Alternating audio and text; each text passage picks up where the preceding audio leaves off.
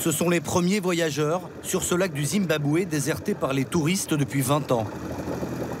Ils sont venus observer un animal à l'air placide, mais dont il faut se méfier. Il y en a un là-bas. Hop, il a plongé. Il était bien visible, juste devant leur bateau là-bas. Faut peut-être vous taire aussi pour le voir. Hein. Cet animal, c'est l'hippopotame. C'est un sacré mastodonte. Ah. Mais oui, je crois qu'il ne faut pas trop les embêter, hein, sinon ils chargent carrément. C'est l'animal le plus dangereux, non? Oui, c'est l'animal qui tue beaucoup de... C'est celui qui tue plus de monde? Oui. L'hippopotame tue 500 personnes chaque année en Afrique. C'est plus que l'éléphant ou le lion. Mais tant qu'ils restent sur leur petit bateau, les touristes sont en sécurité. C'est amusant ces petits oiseaux qu'il a sur la cuisse. Cet herbivore pèse jusqu'à 4 tonnes et peut charger à plus de 30 km/h s'il sent une présence entre lui et son point d'eau. La femelle peut attaquer lorsqu'on s'approche trop de son petit. Ouais, là, j'ai l'impression qu'il donne quelques signes d'énervement.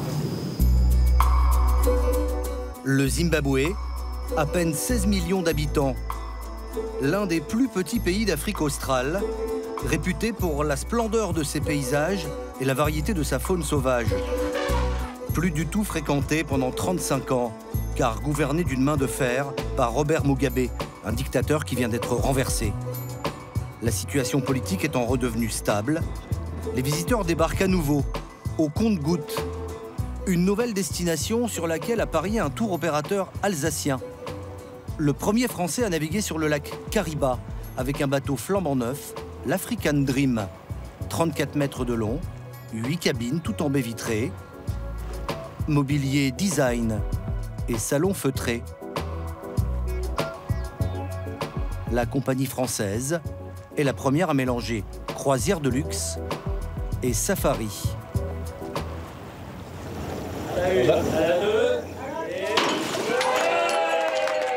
L'aventure a commencé 8 jours plus tôt. Les voyageurs, français ou belges, ont réservé cette croisière depuis longtemps. Près d'un an pour certains comme Alain, 67 ans, et sa femme Jocelyne de la Roquette-sur-Siagne dans les Alpes-Maritimes. Ça leur a coûté 5 400 € par personne, tout compris. Ah, super. Magnifique. Leur cabine fait 18 mètres carrés. Alors ? Mon Dieu, bah écoutez, hein, on a hâte de passer la première nuit dedans pour voir comment ça va se passer. Jocelyne et Alain voyagent avec leurs amis du Var, Daniel et Josiane. La même chose, vous êtes où, vous les amis? Juste en face. Ah, très bien, c'est la même, pareil? Bah, c'est la même. Il y en a 2 suites, je crois. Hein. Au bout du couloir, Françoise a opté pour une suite, un supplément à 600 €. Elle a droit à des serviettes pliées en cygne et à une petite terrasse extérieure. Voilà, tac, pour voir les lions. Une croisière intimiste pour seulement 14 passagers. Alors, je vais commencer parce que je sais que vous avez soif. Avec un ching-ching. Pour ces retraités, venus d'Angoulême, de Perpignan ou de la région parisienne, Un bon séjour avec nous. Hein. l'aventure va durer 8 jours. Vous savez déjà, moi, c'est Evie, votre commissaire de bord ici sur le bateau. Dès le premier matin, Alain et Jocelyne, seuls au monde, en prennent plein les yeux. Alors, on a 3 éléphants juste en face, dans la clairière, dont un qui se dirige vers la droite, là, qui marche vers la droite. Ah, dis, regarde, il a des grandes oreilles. Il est beau, celui qui est devant, là. Il est balèze, Il est près du grand arbre, là, c'est ça? J'ai jamais fait l'Afrique, non. On a vu un peu en Amazonie, mais pas grand-chose. Ça valait le coup d'attendre. Hein. Là, on en a vu quand même... Ouais. Jocelyne et Alain étaient tous les deux cadres pour la Française des Jeux. Depuis leur retraite en 2009, ils croquent la vie à pleines dents. J'ai malheureusement mes parents qui sont plus de ce monde et mon père que j'ai toujours entendu dire plus tard je voyagerai, plus tard je ferai ceci, plus tard je ferai cela. Et malheureusement, la vie lui n'a pas laissé l'opportunité et peut-être que ça m'a donné envie de ne pas attendre et de profiter. Le couple s'offre 3 voyages par an à travers le monde. Pour les 68 ans de Jocelyne, Alain voulait marquer le coup en s'aventurant loin des circuits touristiques habituels. Ce matin, il quitte l'African Dream pour un safari aquatique. Direction la rivière aux crocodiles. Il y a un gros crocodile par ici. Restez silencieux, on va s'approcher. Ici, les reptiles ont pris possession des berges. Ils sont partout. Oui, celui-là, c'est vraiment un gros morceau. Hein. Il est peut-être en caoutchouc, remarquons, il ne bouge pas. C'est l'animal que les gens qui habitent au bord de la rivière craignent le plus. Ils aiment bien les humains car on est des proies faciles. On ne se défend pas. En cas de chute, peut-être 2 ou 3 d'entre nous se feraient manger. Pour les autres, la seule chance de s'en sortir serait de nager sous l'eau. Les crocodiles ont une vue exceptionnelle et repèrent tout de suite quelqu'un en train de nager à la surface. Ça n'a pas une réputation d'être très sympathique. Ça bouge, ça y est. Oh, ben, ça y est. La première partie du voyage a lieu sur le lac Kariba. 290 km de rivage entre le Zimbabwe et la Zambie. Le deuxième plus grand lac artificiel au monde recouvre une forêt pétrifiée. Il a été créé à la fin des années 50 pour alimenter un barrage hydroélectrique. Un barrage inauguré le 17 mai 1960 par la reine d'Angleterre, Élisabeth Ier, qui a fait le déplacement dans sa colonie, la Rhodésie du Sud. Les millions de tonnes d'eau du fleuve Zambèze envahissent la vallée, provoquant l'évacuation de dizaines de villages et de 50 000 personnes. Pendant la montée des eaux, les animaux sauvages sont pris au piège. Les autorités monteront l'opération Noé pour sauver de la noyade 6 000 éléphants, antilopes ou rhinocéros. Un lac sur lequel la navigation demande une extrême vigilance. Pour les premières croisières, la compagnie a dépêché un capitaine français, Julien Walter, 33 ans, habituellement pilote sur le Rhin. Ici, les principales difficultés pour naviguer sont les différences de profondeur. Là, on est à 45 mètres à peu près de profondeur sous le bateau. Et si on s'éloigne un petit peu, on n'est pas sous l'ancien lit naturel de la rivière. Et puis, très rapidement, la profondeur sous le bateau baisse. Parfois, il y a moins d'1 mètre d'eau. Le bateau a donc été conçu avec un fond plat et 2 moteurs sans hélice. Cela évite de s'accrocher ou de blesser un animal qui serait en train de nager. Alors là, depuis que je suis là, j'en prends plein les yeux. J'avais jamais vu d'éléphant de ma vie avant, à part dans un zoo ou à la télé. Et là, aujourd'hui, je peux dire que j'en ai vu au moins une 50aine. Grandiose, grandiose. On a des yeux d'enfant ici. Encore des éléphants. If then they don't have tissue, then paper ones. À la tête du bateau, Evie Duville, une Belge de 37 ans. La commissaire de bord doit tout gérer, du bien-être des passagers jusqu'au moindre détail d'intendance. Post-it. Do you know that? Je sais, je suis africain, mais je sais ce que c'est qu'un post-it. Hein. Rubber bands, you know, elastic bands, scissors. I wish I could go there. C'est à 800 km, 400 allées et 400 retours. C'est un trou perdu ici, hein. T'es en Afrique, hein. Pour l'aider, Brett McDonald, l'associé local du croisiériste français. Né au Zimbabwe, il connaît tous les écueils de l'administration dans le pays.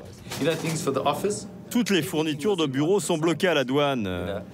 Dans le pays, le système informatique est par terre. Il faut tout écrire à la main. C'est le royaume de la débrouille ici, n'est-ce pas?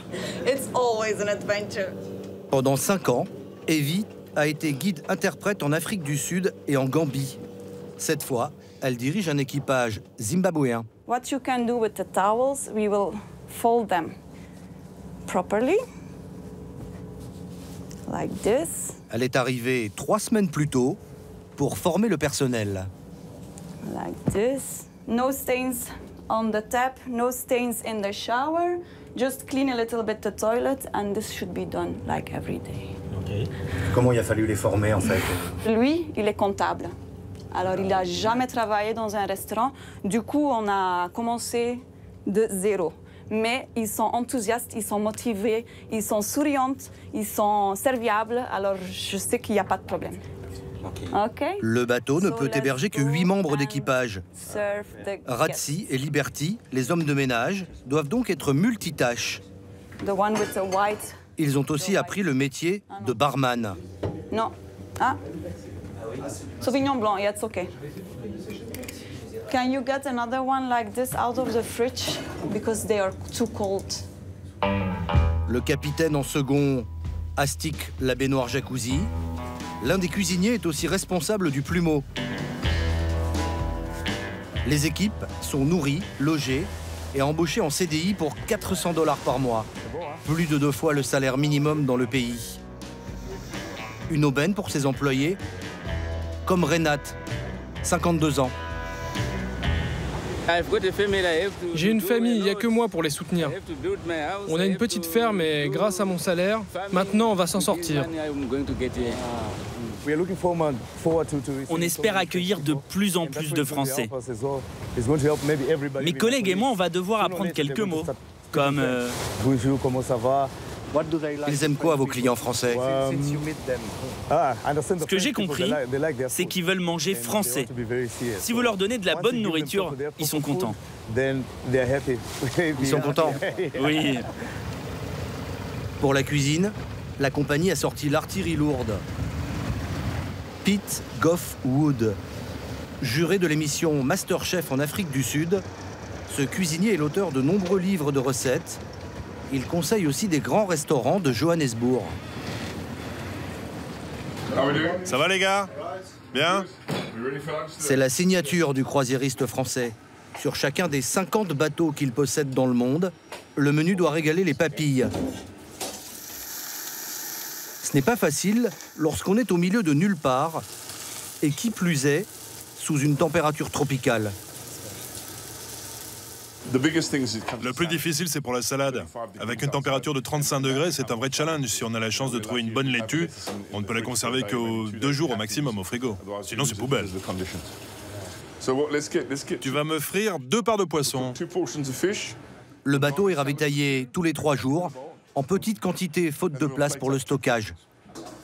En cuisine, Pete est à la tête d'une mini-brigade de 2 personnes qu'il a lui-même formées. Ils seront autonomes dès la prochaine croisière. Il faut que tu mettes un peu de salade bien au milieu de l'assiette. Et tu poses ensuite le poisson dessus, avec quelques anchois et la sauce. Dans le pays, on mange de l'impala ou du steak d'hippopotame.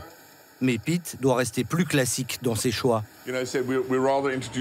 On essaie d'introduire un peu de nourriture locale, comme le poisson du lac, le tilapia, et quelques légumes du coin.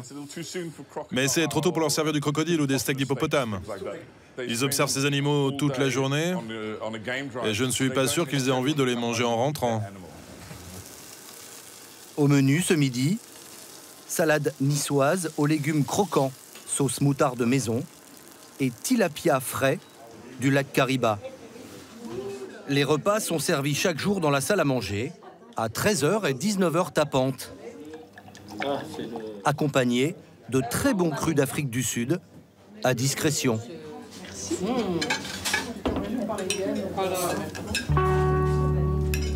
Après 4 jours sur le bateau, les passagers quittent le Zimbabwe et s'envolent vers la Namibie, à l'autre bout du lac. Ils ont rendez-vous dans un petit village. 2 heures pour visiter au pas de course Evoloka, 500 habitants.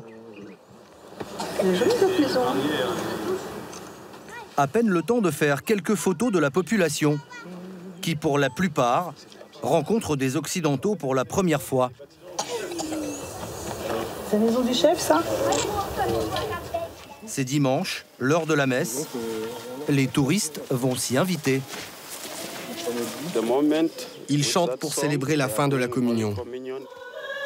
Dans le village, les habitants sont néo-apostoliques, des chrétiens qui espèrent le retour prochain de Jésus-Christ.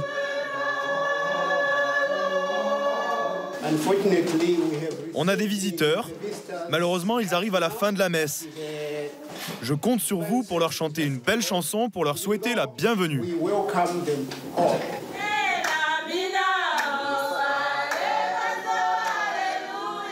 Pas vraiment le temps de nouer des relations, mais certains ont prévu des petits cadeaux. Un pen. C'est gentil.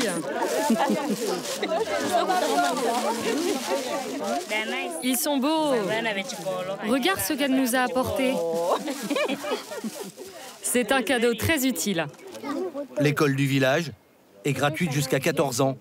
Mais la plupart de ces familles de cultivateurs gagnent moins que le salaire minimum, 150 € par mois.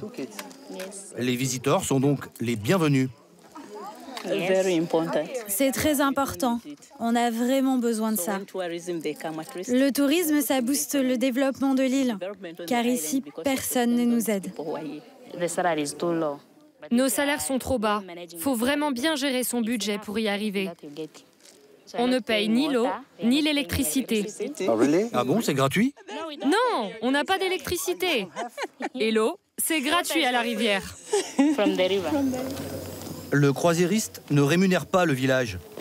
Mais pour le remercier d'accueillir ses touristes, il a décidé d'installer plusieurs points d'eau potable. Avant de rentrer, les Français vont faire un dernier safari au Botswana. Ce petit pays enclavé entre la Namibie et le Zimbabwe est le plus réputé d'Afrique pour sa concentration de bêtes sauvages. Si dans les pays voisins, on peut tuer un lion pour 35 000 € ou une panthère pour 40 000 €, la chasse est interdite au Botswana, sous toutes ses formes. Ici, les parcs nationaux ne sont pas clôturés. Il y a plus d'animaux que d'êtres humains.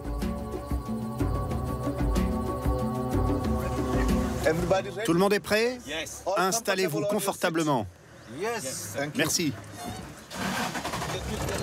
Un safari en 4x4 pour être en plein cœur de la faune sauvage et au plus près des animaux.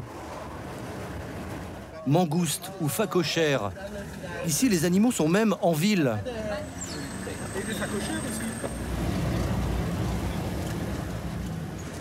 Et dès l'entrée du parc national, les vacanciers ne sont pas déçus.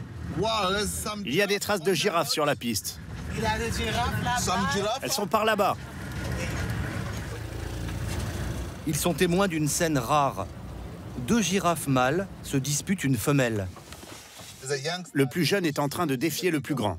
Quand ils se battent, ils se donnent des coups de tête. Ça peut aller jusqu'à la mort. La girafe fait désormais partie des espèces vulnérables. Sa population a décliné de 40% en 30 ans. Pendant 3 heures, les Français vont croiser beaucoup d'animaux, mais c'est la dernière rencontre qui va émouvoir tout le monde. Oh, il y a le petit, puis regarde le géant. Ah, ça c'est beau. Ah, ça c'est beau. Oh, comment il tombe le bébé. Oh, que c'est beau. C'est génial. Magnifique. Le voyage se termine en apothéose sur l'un des sites les plus impressionnants de toute l'Afrique, les chutes Victoria. Ici, le fleuve Zambèze se jette d'une hauteur de 108 mètres. Un site classé au patrimoine mondial de l'UNESCO.